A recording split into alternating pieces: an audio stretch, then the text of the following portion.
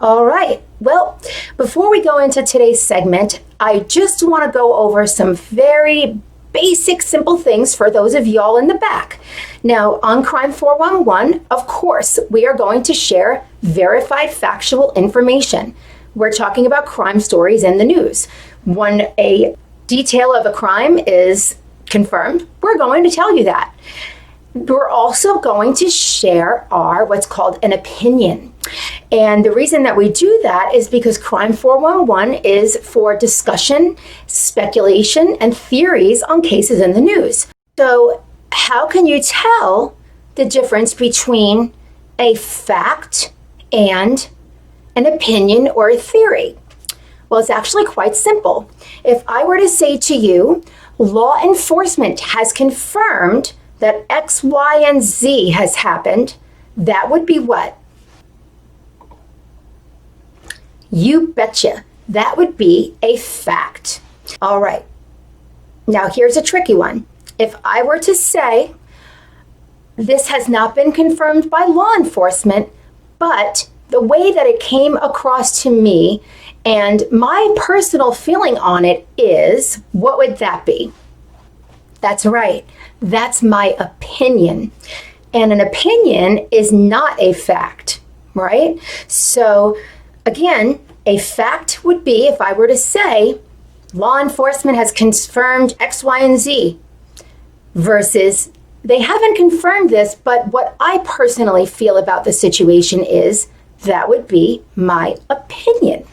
So I'm going to give you a few examples, and then you can figure out if it's an opinion or a fact, and then we'll go ahead into the segment. Now, this has nothing to do with the case we're talking about. This is just so that all y'all in the back can get more familiar between the difference between a fact and an opinion, or speculation and theory and a fact. So if I were to say, an anonymous source told me X, Y, and Z, and that has not been confirmed by law enforcement, but I feel as though it could be plausible, would that be a fact or would that be my opinion?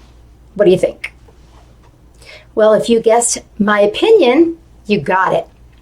Now, if I were to say, law enforcement has confirmed that X person has passed away due to X, Y, and Z conditions, which has also been confirmed by the coroner's office, would that be a fact or an opinion? Right, that's a fact. So now that we've got all of that figured out, let's go ahead and move forward with today's segment.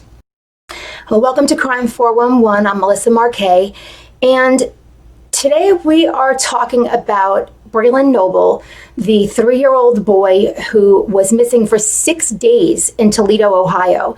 The story that his mother and grandmother told is that they believe he fell out of a 3rd-story window and somehow managed to get up and just take off, even though the boy was nonverbal, autistic, and delayed with motor skills.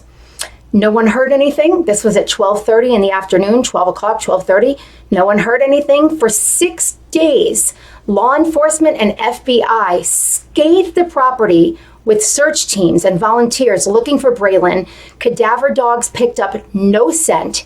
And 6 days later, suddenly Braylen was found in the drain of the apartment complex pool, which not only wasn't open for the season, was fully gated, where you needed a key fob to get in, and in addition to that, it was padlocked. The law enforcement team, the FBI, and the local fire department had searched this pool numerous times in the days preceding this, and that boy was not in that pool. There were divers on site, there were volunteers on site, there were search teams, law enforcement. That boy was not in that pool. Cadaver dogs picked up no scent at all of Braylen in or near the pool or anywhere else on the property. But 6 days later, they find him in the drain of the pool.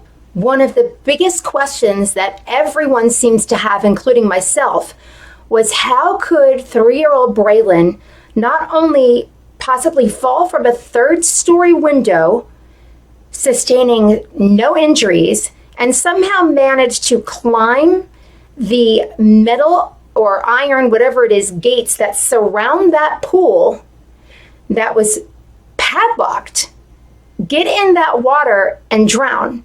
It makes no sense. And so other people have been speculating, which is their opinion. They have been speculating about somebody having helped her move the boy to the pool. Well, it seems that I have some pictures that may potentially explain the point of entry and how Braylen's body was moved into the pool area without a key. I'm going to show you some pictures right now. What you're looking at right now is a picture of a concrete, for lack of a better word, a concrete ramp inside the pool area. And this concrete ramp, as you can see, runs alongside the fence on the back end by the woods. And that ramp gets higher and higher, which means that it gets closer and closer to the top of the fence, right? So you can see that. Let me show you the next picture here. Give me just a second. This is a picture from the pool area where that ramp, that concrete ramp, ends, right? So that's at its highest point. And you can see clearly that there is a wooden fence right next to it that somebody could very easily get up on top of if they were an adult, I would imagine. Get up on that wood fence, pardon me, and jump right over the black fence down onto the concrete, this ramp here, and simply just walk down to the pool area. Again, let me show you that. So very easily, somebody could have gotten on top of this wood fence right here, which you can see there's the tree over it.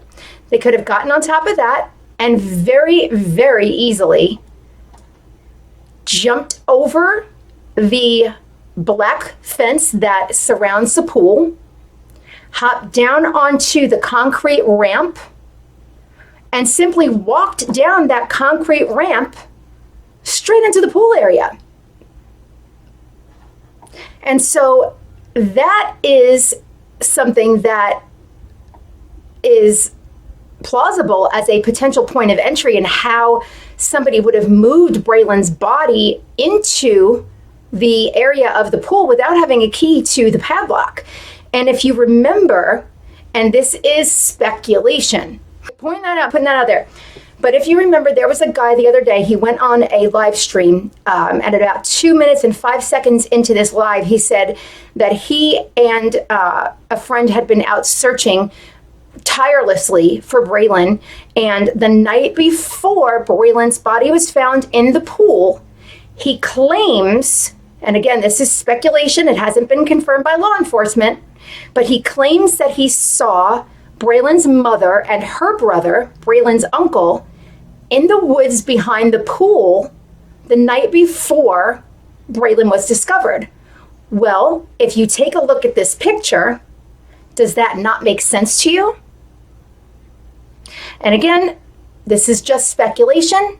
This is a theory, okay? So before people start getting crazy and putting it out there saying that Crime 411 is putting out all these facts that aren't true, no, we are putting out a theory, plain and simple, okay? But again, look at these pictures.